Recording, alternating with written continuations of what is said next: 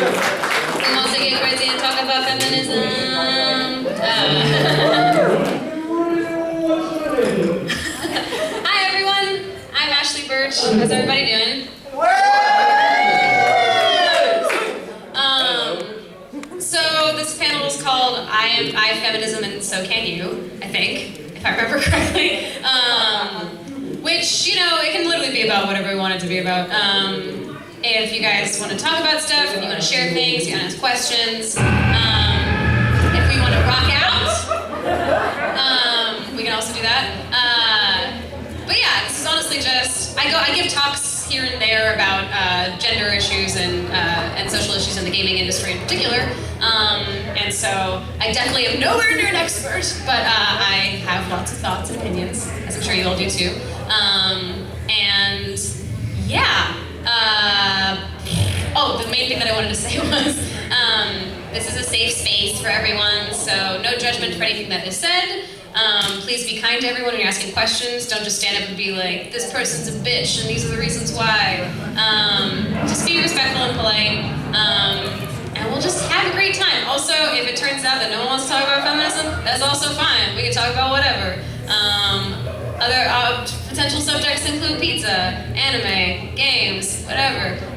But yeah, that's the whole deal. So, I guess to start with, I'll just say that I was going to start it and it was going to sound like an Alcoholics Anonymous meeting, so I'm not going to do that. Like, I've been a feminist for this many years. But no, yeah, so the main thing about, I know there's like a lot of vitriolic terms for this, like social justice warrior and that kind of thing. To me, feminism is literally just, do you believe that women deserve the same rights as men? That's pretty much all it is. It's not man-hating, it's not trying to invalidate anyone's experience, it's literally just, let's acknowledge that there are discrepancies between how men are portrayed in media and men are treated, and how women are portrayed in media and how women are treated. Which doesn't need to be like a horrible, diabolical thing, it can just be an acknowledgement of the reality of things. So I honestly didn't start developing that ideology until I would think it was in high school. When we started doing Hey Ash, I think. Hey Ash, which you play in my web series, if y'all don't know what that is. And we started getting more involved in the games industry and started talking more about and looking more at how women are portrayed, how few females are involved in the development process and that kind of thing. And then we started using Hey Ash as a soapbox, which everyone loves. Everyone on the YouTube, no one has anything to say about that on YouTube comments. But yeah, and so that is to say that means I literally have only been thinking about these things since 2007, which is a long time now, but also to say that like I didn't pop out of mom's womb and was like, women are great, I'm a feminist. That's not really how it happened. My dear friend Mike always likes to say that no one is born progressive, which is true. We all kind of learn from falling on our face. We've made a lot of mistakes in Hey Ash, so many mistakes that we're still learning from. And so that was my little soapbox to say that wherever you happen to be in this topic, you might come here and be like, I don't agree with anything that you think, and that's cool, we can talk about that. But just so that there's an openness to the idea that like I'm not sitting up here like I've always known exactly how I feel about these issues. My thoughts on them are always evolving. I constantly learn that I'm wrong. So I would encourage everyone that's interested in subjects like this to do the same, because it really isn't about. To me, it's not about like being like, I am the perfect feminist and like telling everyone else that they're wrong. It's really not what it is. It's more of a conversation. Because, like I said, I'm often wrong. So, yeah, I don't know how, I've never hosted a panel like this before. I don't know what to do. But yeah, I mostly just wanted to share some of my thoughts on stuff, get questions from you guys. If we wanted to start conversation topics, I know this is super like high school or like a counselor's office. I almost wish we were in a circle. But yeah, just, you know, if you want to talk, just raise your hand and we'll start talking about stuff. Or I can just ramble on about my experiences. Yes? Right, for you, with Attack on Titan, how did you get into place to do the character? In the place to do the character? I like food a lot, so that was pretty much it. I was like, we have the same values, me and Sasha. Yeah, she pretty much was, when I was approached to audition for her, the way the show was pitched to me, because I hadn't seen it before I auditioned, was like, it's it's incredibly dark show. There are only 2 comic relief characters, and this character's one of them. And I was like, cool, I'll go for her. Yeah, so she's just sort of, she's kind of just in my wheelhouse, because most of the characters that I play are comedic in some sense. So, yeah, so I was like, oh, she's funny and she likes food? Got it, perfect, good. It wasn't that much of a crazy gear shift for me, because I'm sort of in that mindset all the time anyway. Come on, everyone. Yeah. Come on. Right questions. So, I have a question. Quite a lot of the time when you have a look at the internet and you read about stuff, you can find yourself thinking exactly like American. So it's quite hard to realise when you're not looking at sort of, American writers or American text on things. It's sort of so blended. You can't tell whether you're reading something from Canada or Australia or America. Right. So I wondered, is there something different about feminism sort of in those other countries outside America? I think Americans are maybe a bit more behind the times, socially, it seems to be. I mean,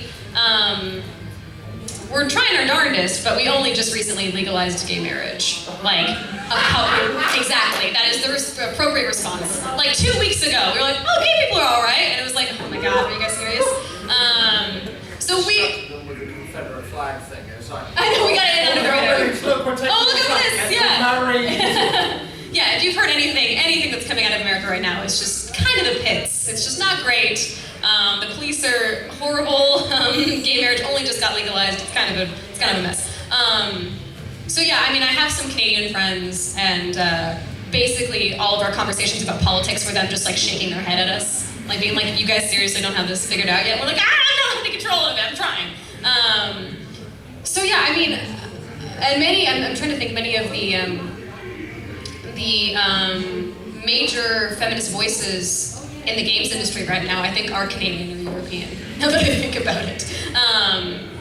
So yeah, I mean, that's not to just totally shit on America. I think interestingly, I think a lot of stuff is happening in the younger generation is like a lot more in tune with this kind of stuff than I think our generation ever. Well, I'm 25, so it sounds like I'm an old woman, but like, it really is like even millennials are like, and you know, people joke about this, but they're using Tumblr to like talk about these issues, and it's like, I mean, they're young, so obviously they don't have a perfect handle on it either, but I did not think about this shit when I was 14 to 15, and kids that are like 12 to 15 are already talking about it, so I'm hoping that as my generation grows, we'll get more progressive, and then the millennials will just take over and fix everything, like all generations just assume. But no, I mean, it is interesting to see how like there's not that many, especially in the games industry. We don't really talk that much about delineation between different countries and what they're producing. I mean, we kind of do, but mostly it's like it's like Western RPGs and then JRPGs. You know, we kind of like use enormous blanket terms. So it does sort of come together, but I think Americans, by and large, socially, are trying to catch up with the rest of the world. Not the rest of the whole world, but a lot of the rest of the civilized world. So, I mean, we only just got healthcare, universal healthcare too, and that's being constantly attempted to repeal. So we're trying really hard. Yes, in the back. Burch Infinite was announced as a female lead, and obviously coming back to our main leads and home strangers. Have you noticed a shift towards more female characters in the industry, or? Yes, I have actually. At E3 this year, I was so pleasantly surprised. There were so many female leads in games, or at least even if they weren't leads, they were being promoted. Like the new Assassin's Creed game, I think, it's 2 main characters? Yeah, and they were heavily marketing their female lead, which I was just shocked. I never really pay attention to E3. And I like woke up one of the mornings of E3 and I was like, what the fuck? What's going on? And I was like scrolling through, I was like, oh my God, there's so many games with really interesting looking, really cool looking games with female protagonists. And I think there was a market shift, honestly, after, which is the exact opposite of what they wanted, I think. But after Gamergate happened, I think the industry started kind of going more in the direction of like, oh, maybe we should start thinking about this more, but in terms of including more women in our games. So like, there was still obviously a lot of games with male leads, which isn't a problem, by the way. Like, it's fine. It's not like there should be no games with male leads, but There's obviously a huge discrepancy there. But yeah, there's so many games at E3 that were announced that were like, the most, I think that some of the biggest games were, had female leads that were even talked about. So yeah, I think there is a shift that's happening. What I would love to see more is not just female characters being shown in games, but also more female developers being involved in the process. Is anyone here a game developer? Sort of? Just raise your hand. You're a game developer, do it! Do it, embrace it! Yeah! Awesome. Are there any women in here that have ever thought about game development, but were like, nah, I can't do that? Yeah. Yeah, that's what I thought. You can, motherfuckers! You can do it! It's so easy now. This guy is a game developer, you should talk to him. I'm totally gonna throw you under the bus, Yuli. This is my friend Yuli. No, you don't have a mic. If I can get a degree in it, anyone can do it. Honestly, it's so easy to learn now. Game Maker, Unity, it's just, there's a lot of options you have. Honestly, as a woman that has lived my life as a woman, I can tell you, I understand the whole, like, I maybe could do this, but like, I probably can't. But that's just not true. So, get Game Maker, all of you, do it, make a game. It'll be good, I promise. Yeah! It's just made me think, I got an email the other day from a company saying, hey, do you have any girls or women who work in your company, and would they like to come to this this conference? At Kitacon? No, this was from a game development standpoint. Oh, they contacted you? Yeah, asking me if I had any women working for me. I was wondering what your opinion was on that sort of contact. Like asking, do you have... I think people sometimes bristle at that because they're like, why are you showing preferential treatment to women? But the thing is that often, like what we kind of just displayed is that women are less likely, it's more likely for a dude to be like, yeah, I can do this, like, let me talk about it, versus female voices are, because women are often encouraged just that they, are never encouraged that they can do things like fields like math and science. And so, like for example, I work for the company Rocket Jump now, if y'all know Rocket Jump. They do video game high school. Yeah, Freddie W, you know those dudes? So we have actually a lot of women working for Rocket Jump, and one of our awesome employees, her name is Lauren, and she's a director of photography, so she shoots stuff.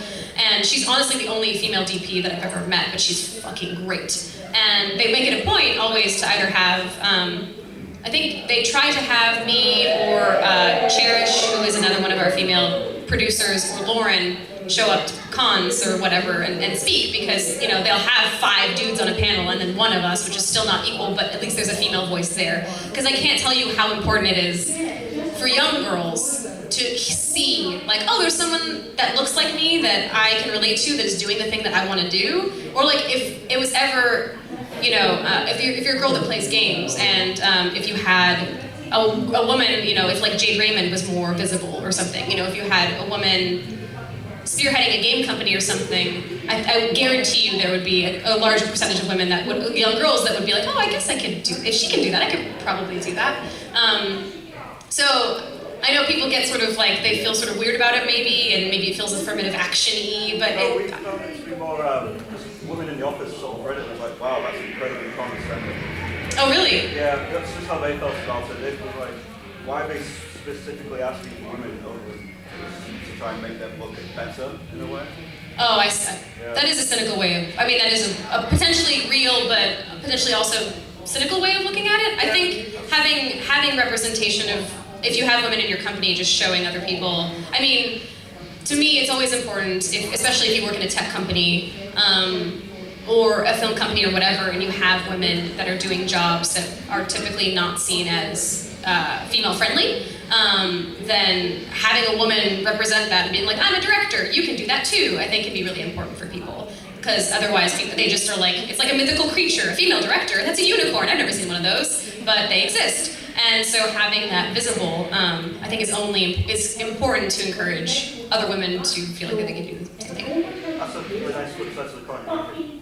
Oh, I try. You gotta try to be positive. I was the only woman on the entire computer programming course. Really? Yeah, the whole year, I was the only woman. There was 3 started and 2 left, and I was the only woman in the entire course. Good God, that's crazy. Fucking props to you for staying in. That's nuts. Oy. Yeah, I actually had the same thing in games development. I was the only girl on the course, and yeah, it was interesting. Yeah, my sister had that as well, so she was the only girl for the last 3 years. And to a point where she went and actually gave them like, you should read the right reading. She was like, yes. Really? Yeah. Oy.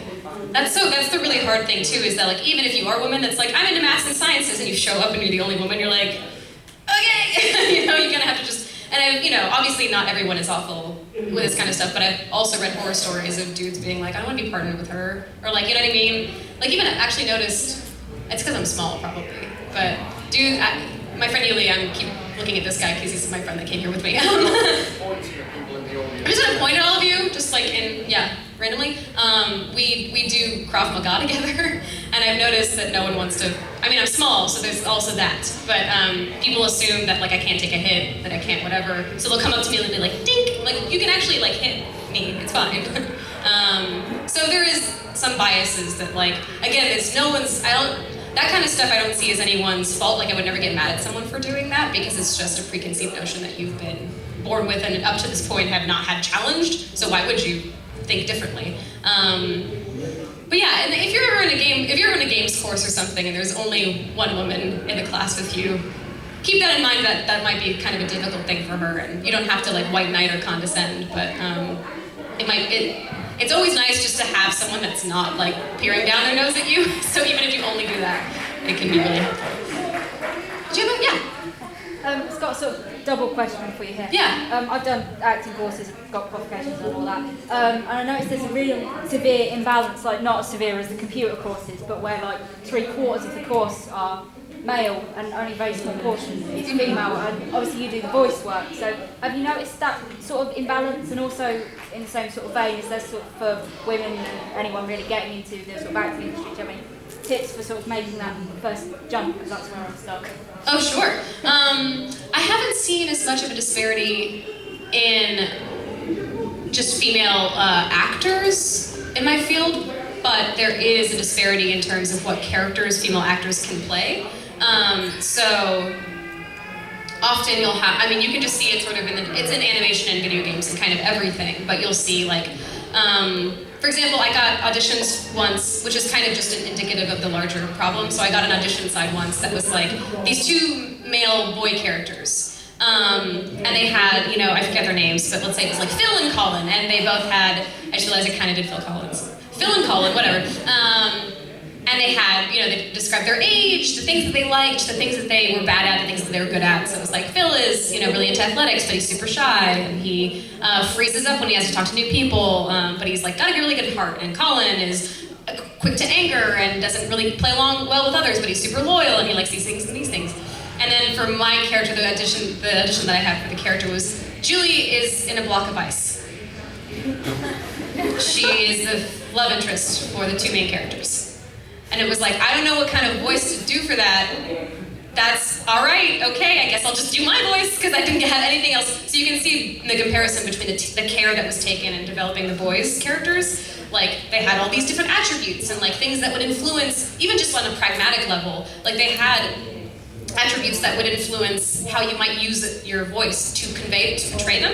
And the girl was just, she's in a block of ice, and she's nice, pretty much. Like all of her, like her dialogue also didn't have any character to it. It was just like, hi guys, how's it going? Like whatever, and I was like, okay. And so I just sort of went for it. But you'll find that happen a lot, where it's like, you'll have characters that, although honestly, again, in the games industry, I see it changing, because I'm getting a lot of really interesting sides for female characters that like have complicated pasts and complicated relationships with the other characters, and it's really interesting. But there's a lot of, and same as happens in animation, like there's lots of cool animation coming out, like Steven Universe and Gravity Falls, and that new Disney one, Star or something. It's like kind of Sailor Moon-ish, but you're seeing things change and things get better, but it's a slow. It's like trying to change the direction of like an enormous boat. You're just kind of doing this for like years, and then a couple of female game characters come out, and you're like, okay, maybe if we keep going this way. But if anyone pulls back this way, then it's like, well, here's another few years of this. So it's one of those. As far as acting goes, getting into acting, did you want to do voiceover or on camera or anything? just that first step, because at the moment I'm just sort of stuck working 2 retail jobs and not knowing what to do. The biggest, honestly, the most important thing that I ever did to help with any of that stuff was making my own content. So, which is a lot more, I mean, it's probably as daunting, but in a different way than just like being an actor. But literally any acting gig that I've gotten in my entire life is because of Hey Ash, Whatcha Plan? It's because Anthony and I did that web series, and it started getting noticed, and people started liking it, and then I got people reaching out to me, like it's the reason that I'm a voice actor now, and if I hadn't done it, it actually freaks me out to think about if I hadn't done Hey Ash, because literally everything has come from it. So it's one of those things, and honestly, actually I have some friends that constantly do on-camera work that talk to me about like, yeah, I started going into auditions and people ask me what my YouTube channel is.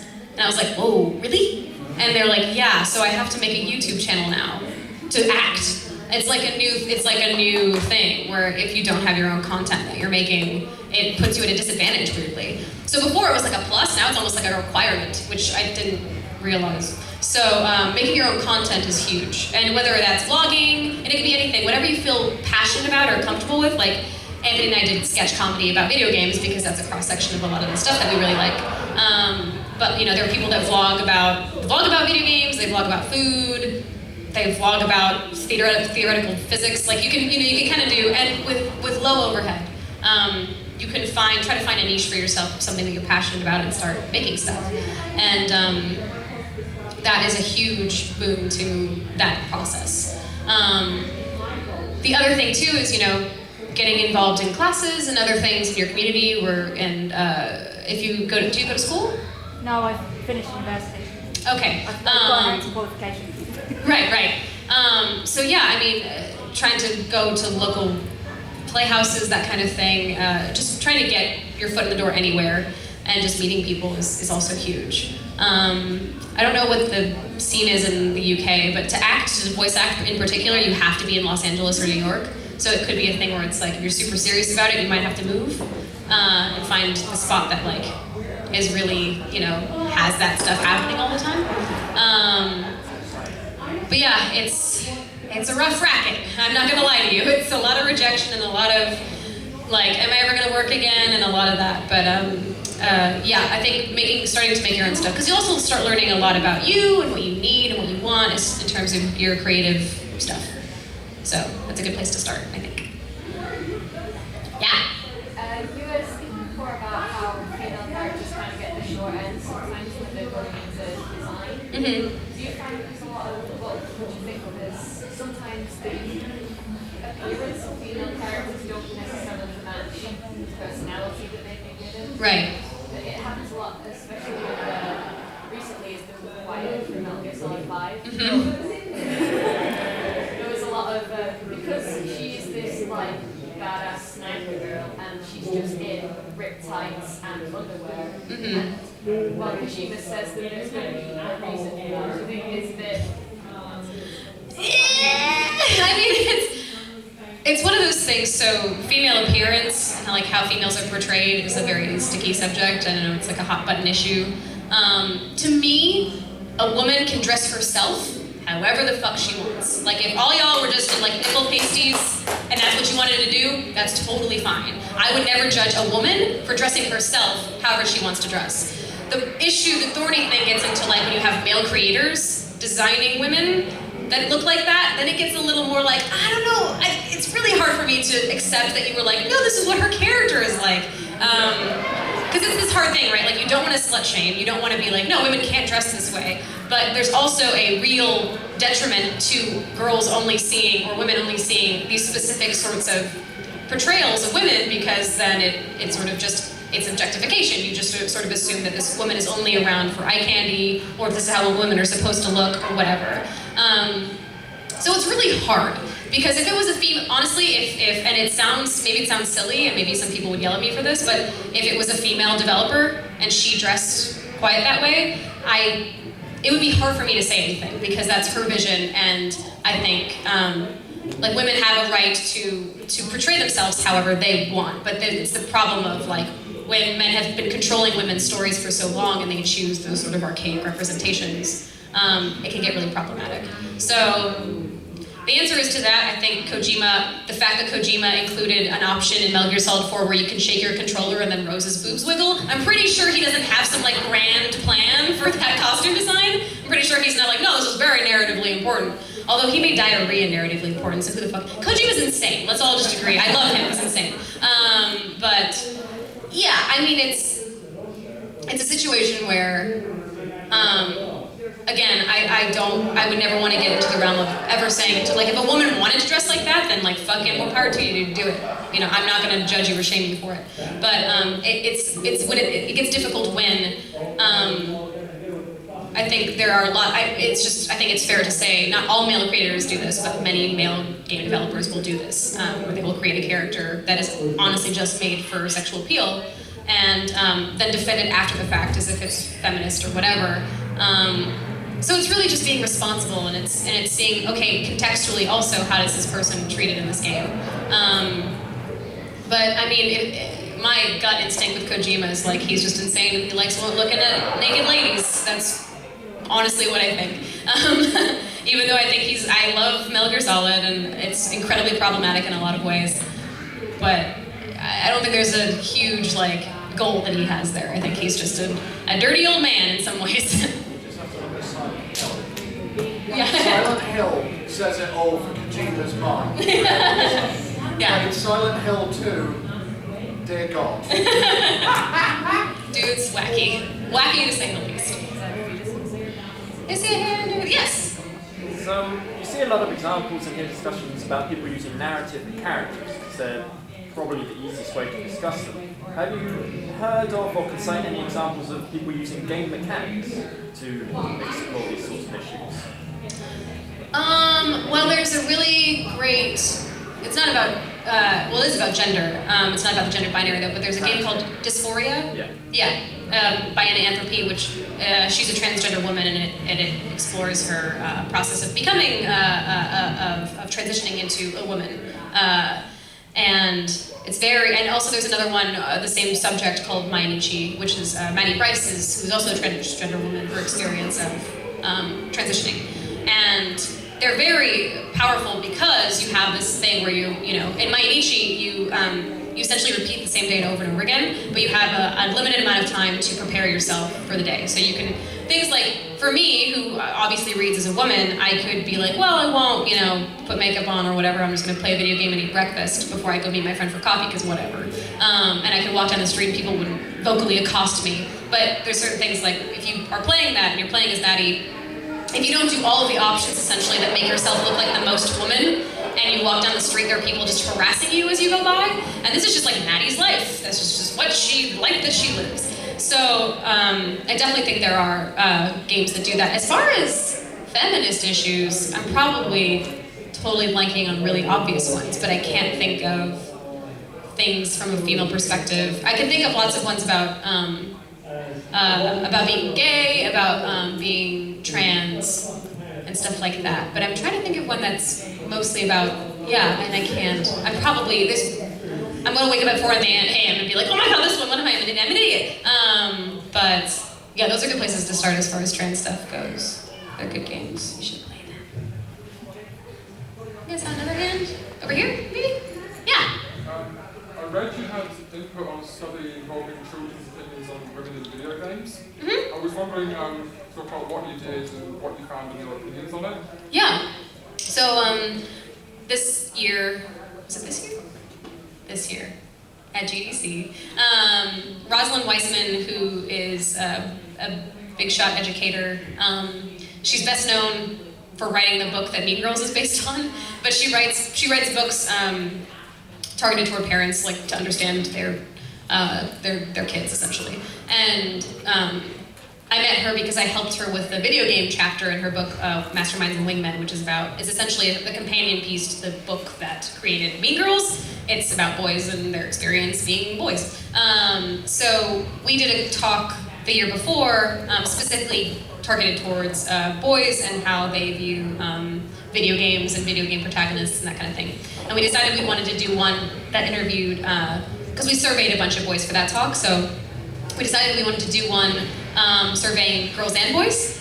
And so we asked them lots of different questions. We got about like we opened it up to a lot of people, but in terms of the ones that were actually just middle school and high school students, we got about 1,400 respondents, and from across the country, across the United States. And we asked them questions about like what games they like playing the most, how long they play games for, do they identify as a gamer, how do they learn about games, or how they start playing games. And then we asked them more specific questions about how they view the opposite gender in general, and then opposite gender playing games. And then we asked boys specific questions as well, like do you want more girls playing your games, the same games as you?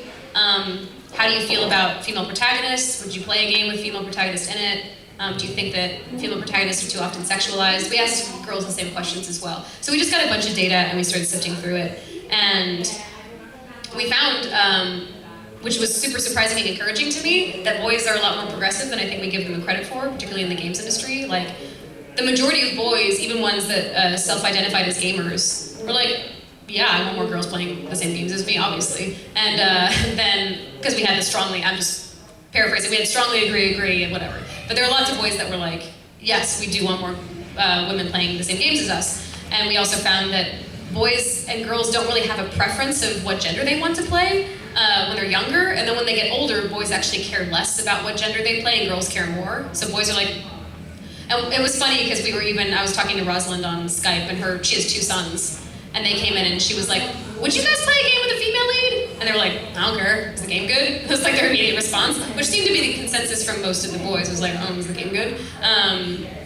And most boys also agreed with statements like female characters are too often sexualized, there should be more female game protagonists in games. Like there wasn't really that much like feedback from boys that like they really didn't want. Like basically they either strongly agreed, or were neutral. There weren't very many boys that were like, no women in my games, no! There was like nothing like that really happened.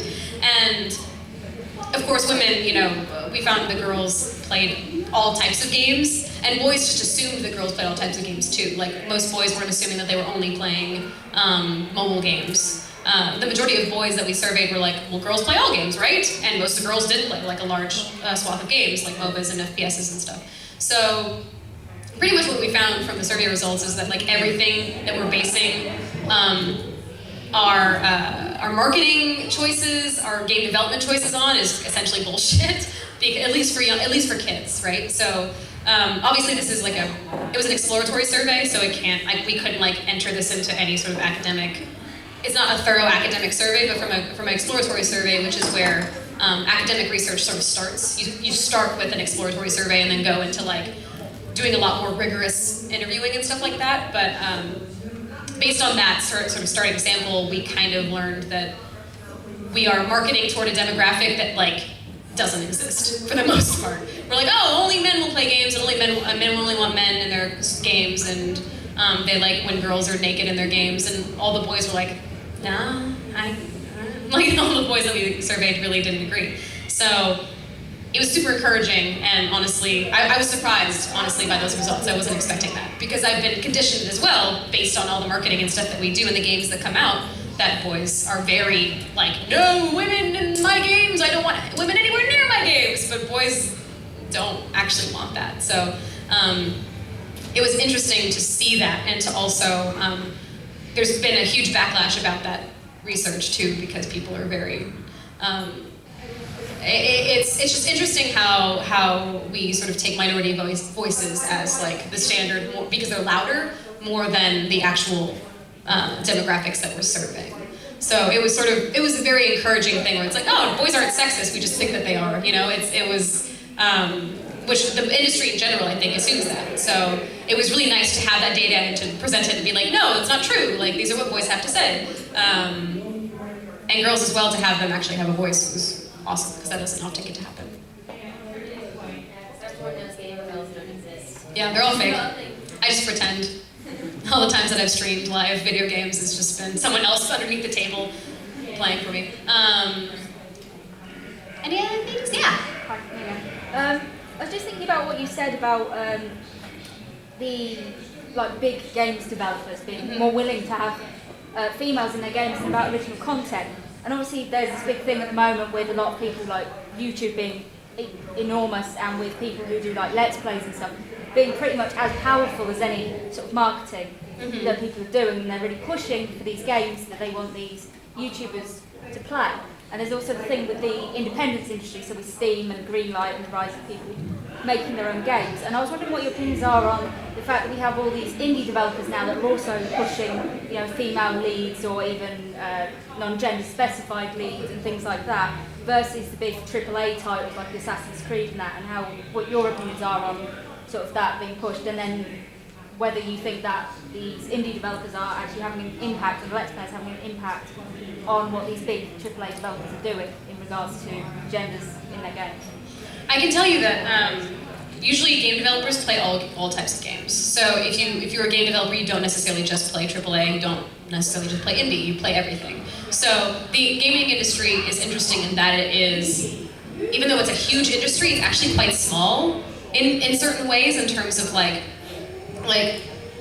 indie developers, and like compared to film, for example, you can have a bunch of indie filmmakers that will never get access to big AAA people, but there is a lot of cross-pollination of games people from the AAA scene to the indie scene, so each are aware of the other, pretty much. So even though some indie games might not get that much, I mean, obviously there are also hundreds upon hundreds upon hundreds of indie games that just get lost, which sucks, but if they even have like a moderate profile, then they tend to filter into the game studios, even the AAA game studios, because game developers want to play good games.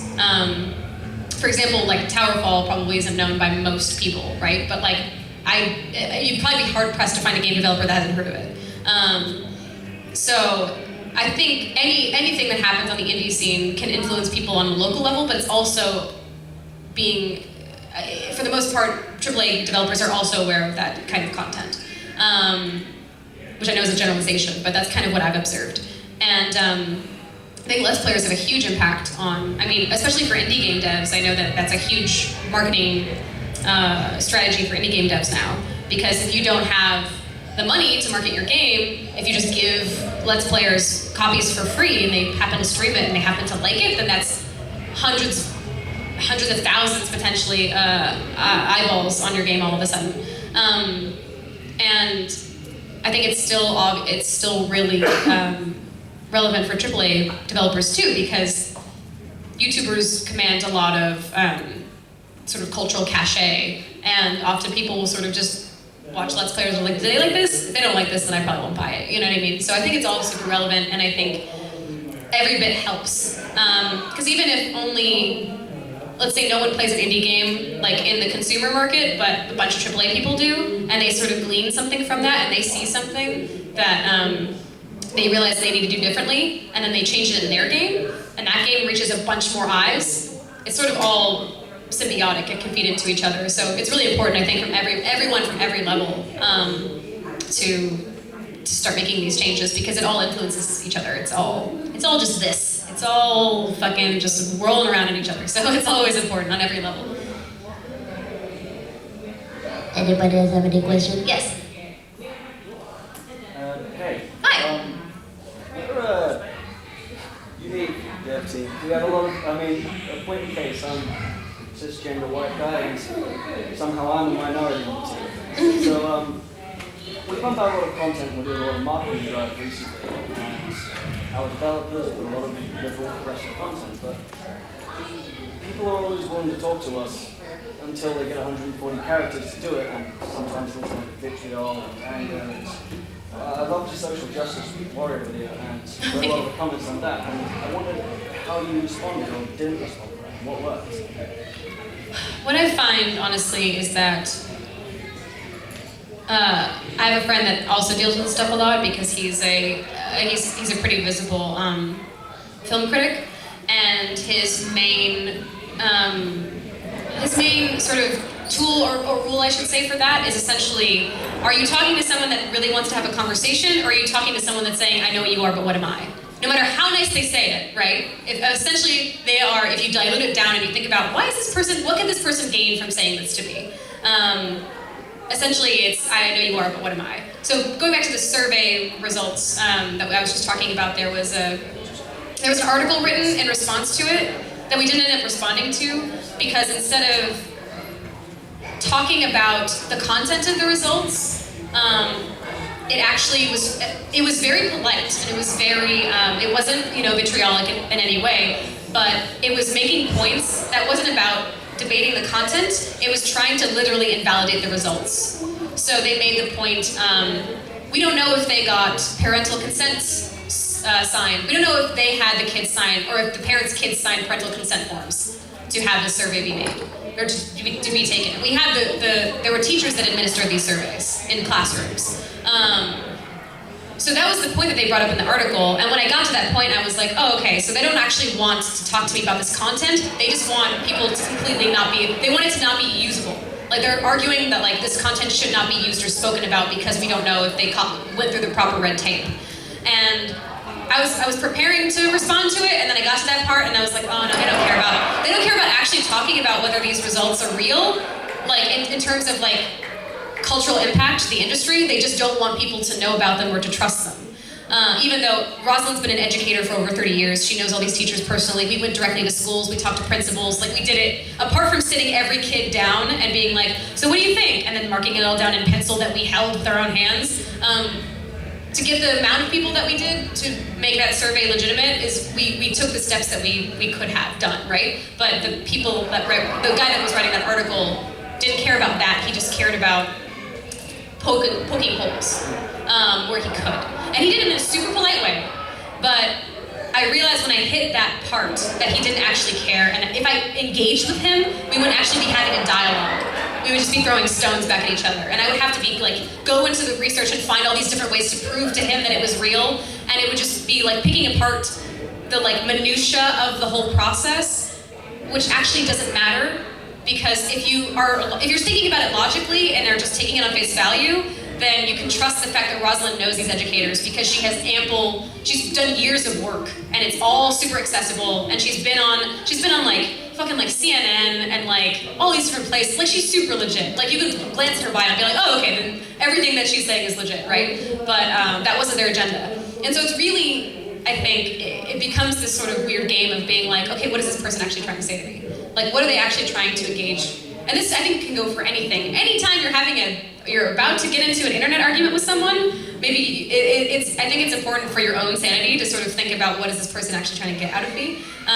Because I've had some conversations online where someone challenged me on something, and then we had a dialogue, and they were actually convinced.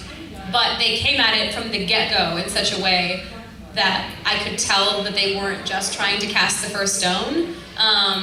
But many people, even if they're coming at it in a very polite way, are really just trying to get you to, they're just trying to get a rise out of you, or they're trying to get some sort of negative response that they can use as ammo later, right? Like, I talked to this indie dev and I was totally polite and they were totally shitty to me, you know what I mean?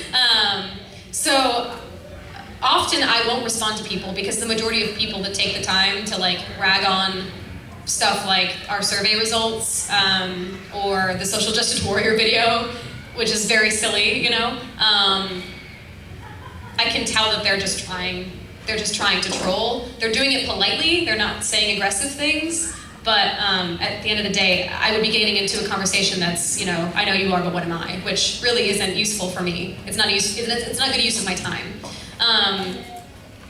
So I think, you know, if you find anyone that's just like attacking your team for being the composition of people that it is, or the content, and you can tell that they're just trying to, there's a lots of like good resources too about like stuff like straw man arguments and like different things that are tactics that are literally just like waving like a shiny thing over here so that you don't talk about the actual issue, which is like maybe this person has issues with sexism they've never dealt with, or that kind of thing.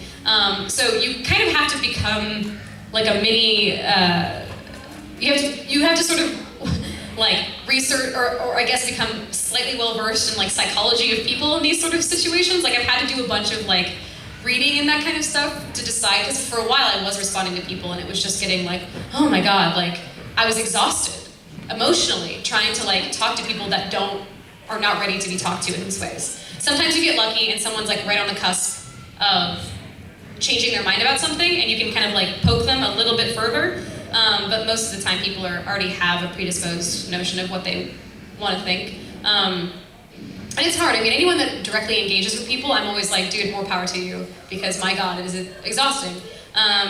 But the other thing that, I mean, I always say to friends too about anything is like, people don't know something until they know it, which is an annoying thing, but honestly, it's like, if you ever, I mean, as an example I always use, if you've ever had a friend that had a shitty partner, like a shitty boyfriend or girlfriend, you could tell them every day, like, that guy sucks, that guy sucks, that guy sucks, that guy sucks, and then 3 months later, like, this guy sucks. And you're like, yeah, I know, I've been telling you for 3 months. But it's one of those things where it doesn't lock into your brain until it does. So you could be talking to a dude that's like, you're being sexist, you're being sexist, you're being sexist, you're being sexist, you're being sexist, and it isn't until like 3 years later that he's like, oh man, I'm sexist, you know what I mean? It's like a bunch of like tiny, like it's like you're creating a sculpture in your brain. You're like chipping away at a piece of block until you see the inside of it and you're like, oh, that's what I am. So also don't get discouraged if people are like being shitty to you. They just haven't gotten to the gooey center of their prejudices yet. And the work you're doing is probably helping. Even though they're reacting aggressively to it, it's an indication, it should be an indication to you, I think, that they are in that part of their process, where something is different and it's scary and it's making them feel a certain way that they aren't ready to acknowledge yet, and so they're reacting with anger. But that's part of their process. They have to get over that shit and then be like, oh yeah, okay, I have sexist tendencies, whatever, I can get over them, you know what I mean? Because that's also that's the other thing, like, even people that are, you know, progressive will jump on other people for not being progressive, like, immediately. Like, there's sometimes, like, witch hunts about, like, I forget the name of the dude that took over The Daily Show, but he said something that was kind of sexist, and people dogpiled him. And there was this great article that came out after that was like, look, like, Tina Fey is racist. Lena Dunham, her feminism only applies to white women. Like, there's always going to be holes in your progressivism. I'm sure Hey Ash is like awful in some ways that I don't even know yet, you know what I mean? So it's just like, just being conscious of that and being patient with yourself, and then taking care of yourself and not feeling like you're obligated to respond to people that just don't know, shit yet. Hopefully they will someday, it's the hope, but it's not your responsibility to teach them either. They have to get that, they're on their own eventually. Yeah? So, you mentioned that feminism wasn't something that you were born out of your room totally understanding what to do. Yeah. Was there like a particular moment that you kind of realized, I should be thinking more about this kind of stuff? Right. Actually, I will share with you an embarrassing pre-feminism story of mine. Well, when I was a kid, actually, I was totally like, boy stuff is cooler than girl stuff. Like, I just thought that way, because I came out of the womb thinking that. And I had an older brother who I thought was cool, and so I just was like, Spice Girls are dumb, and they totally weren't. Spice Girls were like actually really important for young women. But there was actually a Hey Ash episode that, it was a finale that we had written, that was like slut-shamey and bad. It was just bad. Like, it was bad in every way. Like, it was just awful. And I remember reading an article that essentially was like tearing apart someone else for doing almost the exact same thing that we were about to do. And I was like, oh God, we have to shut it down, it's wrong, it's all wrong. And I like went and talked to Anthony and Justin, and I was like, look at this article, this is what we're about to do, like, we can't do this. She's right, like, this is so dumb, like, we're idiots, we're all sexist, awful monsters, like, oh my God. And so we changed it, we like refilmed it. Like, we filmed it was like done, and we were like, no, fuck it, tear it down. And so we ended up, it's the finale, the stupid musical finale that we did, but we ended up refilming a lot of stuff and like changing the script and making it not, I mean, it's still kind of bad just in terms of like, it's not a great episode, to be honest, just in general, but we changed a lot of stuff, and I had to read that article. That article specifically taught me that slut shaming was wrong. Like, it's crazy, right? Like, that's just nuts. And I was, again, I probably had heard shit like that before, but it wasn't until, oh no, are you okay? That was crazy. Sorry to draw attention to you. I just got nervous because that's glass. Okay. Very fast with his hand. Yeah, that was great. Well done, sir. Yeah, it was very immediate. But I honestly think also doing Hey Ash, I think, and learning more, meeting more women that game, and then also I took a bunch of feminist classes and classes about gender and stuff like that in college. And I sort of got like a lot of that stuff solidified in college. But honestly, I think through Hey Ash and like fucking up in Hey Ash was a lot of the ways that I learned. But yeah, I mean, and that's also a great way to like talk about these issues and stuff too. That doesn't involve like dealing directly with every detractor or troll that comes your way.